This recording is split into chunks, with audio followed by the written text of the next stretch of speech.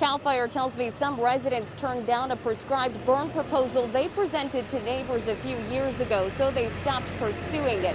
The controlled burns can eliminate vegetation that fuels fires, but still residents here are focused on the recovery.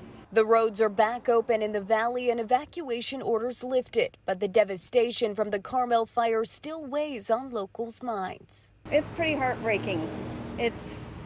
It kind of blows the mind when you realize how much space was destroyed. For some neighbors, their homes were spared, but dozens of other properties in the Carmel Valley were destroyed in the fire. We're fine, but all our neighbors around us are not, so it's kind of difficult to feel okay. Fortunately, they're alive, right? Neighbors know wildfires are a potential threat to the area each year. The Tasahara fire came through in 2015. This is the third fire since I moved here. My shop burned down, our house nearly burned down on the last one, and this came up to the edge of our property. Around roughly 2014 to 2017, CAL FIRE tells us they discussed a proposal for a prescribed burn in the CACHAGUA-Jamesburg area with residents, but some neighbors turned it down, so it never happened. Some members of the community were fairly reluctant to have fire near them, near their community and near their homes, and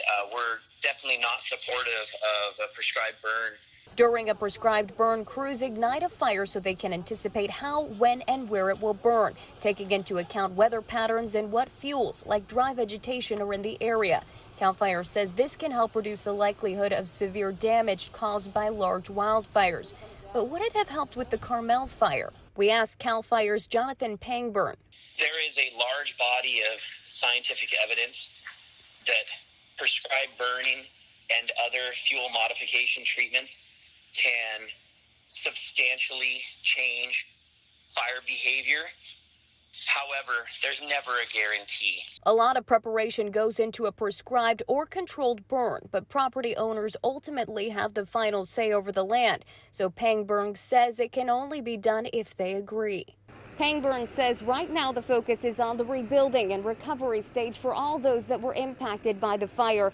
Now they will likely revisit this and other potential tools like chipper programs to get rid of vegetation and mitigate fire risks. In Carmel Valley, Elisha Machado, KION News Channel 546.